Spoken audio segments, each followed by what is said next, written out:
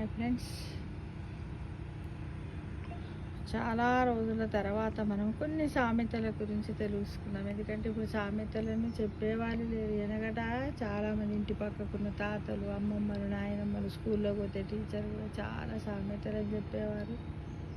శబ్దానుసారంగా, సమయానుసారంగా విషయాల గురించి కూడా మనకు తెలియజేసేవారు ఫ్రెండ్స్, నిజంగా.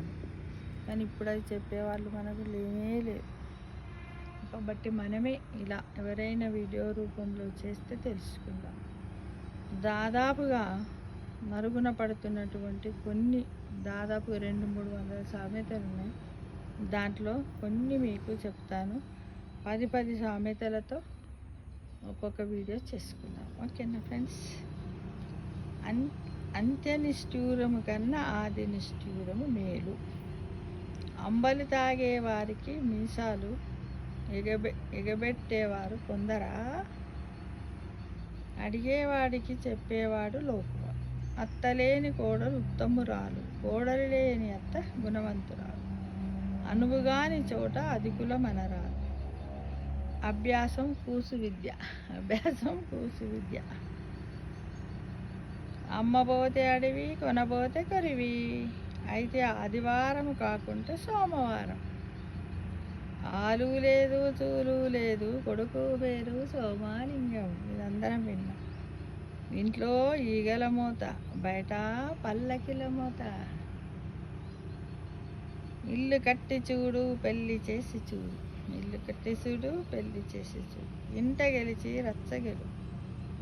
ఇల్లు పీకి పందిరేసినట్టు, ఏనుగుబోతు మీద వాన కురిసినట్టు. మరి ఏనుగుబోతు మీద వాన కురిసినట్టు మరి కొద్దిమంది అంటారు. ఎన్ని చెప్పినా సప్పుడు చేయవేంద్రా, దున్నపోతు మీద వాన పడ్డట్టు అని కూడా మన ఇంట్లో చాలాసార్లు అంటారు. మనం ఏదైనా పని చేయమంటే చేస్తాను, చెయ్యని ఏది రెస్పాన్స్ రాకపోతే ఆ మాటలు వాడతారు. దున్నపోతు మీద వాన కురిసినట్టు మనకి ఎన్ని చెప్పినా అంతే అంటారు. చెవిటివాని ముందు శంఖం ఊదినట్లు. అది కూడా అంతే. ఎన్ని చెప్పినా వాడు ఏం చేయక, అదే చెప్పురా ఎందుకురా ఎడుకోపోయినవేమో, ఏం చేసినవురా, ఆడేం చెడ్డ పని, మంచి పని చెప్పకపోతే మేము ఎన్నిసార్లు అడుగు అని చెవిటం దగ్గర శంఖం ఊదంటే చెవిట ఆయనకి వినపడదు కదా, శంఖం యొక్క కూతాధ్వని. కాబట్టి వీడు కూడా అసంటోడే అని అంటారు అన్నమాట.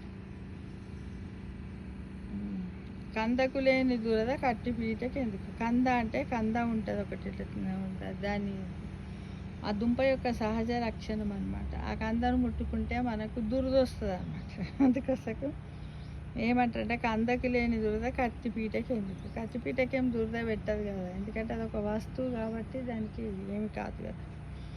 అలా కుక్క కాటుకు చెప్పు దెబ్బ. కోటి విద్యలు కూటి కొరకే.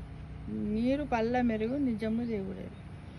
నీళ్ళు ఎక్కడైనా పడితే పళ్ళం వంపు వైపు ఎగిరిపోతాయి. కానీ నిజాన్ని ఎవరు తెలుసుకుంటారు? దేవుడు తెలుసుకుంటారు. పిచ్చుకపై బ్రహ్మాస్త్రం, పిట్ట కొంచెం కూతగనం. రొట్టె విరిగి నేతిలో పడ్డట్టు. మన చేతిలో ఏదైనా రొట్టె విరిగి నేతిలో పడ్డంటే రొట్టె ముక్క పోయి నెయ్యిలో పడితే చాలా టేస్ట్గా ఉంటుంది కదా. ఏమి లోనోనికి ఏదైనా ఉద్యోగ అవకాశమే కానీ, మంచి సంబంధం, పెళ్ళి, భార్య దొరికితే ఏమంటారు? వాంది అబ్బో రొట్టె విరిగి నెయ్యిలో పడ్డట్టుందిరా అని జీవితం అని అంటారు. వాన రాకడా ప్రాణం పోకడా ఎవరికెరక. కళ్యాణం వచ్చినా కక్కొచ్చినా ఆగదు అని. ఈ విధంగా రకరకాల అయినటువంటి సామెతలు ఇవన్నీ కూడా, వీటిని మనము ఈ సామెతలన్నీ కూడా పెద్దలు చెప్పారు కదా. పెద్దల మాట కిందకి తీసుకోవచ్చు, సామెతలు అనొచ్చు కదా. ప్రావర్బ్స్, ఇంగ్లీష్లో ప్రావర్బ్స్ అంటారు. తెలుగులో ఇంకా చిక్కు ముళ్ళు కూడా అని అంటారు. పొడుపు కథలని కూడా అంటారు. మనం పొడుపు కథల్లో పెట్టుకుందాం. పొడుపు కథలు అంటే అది వేరే ఉంటుంది, సామెతలు అంటేనే బాగుంటుంది.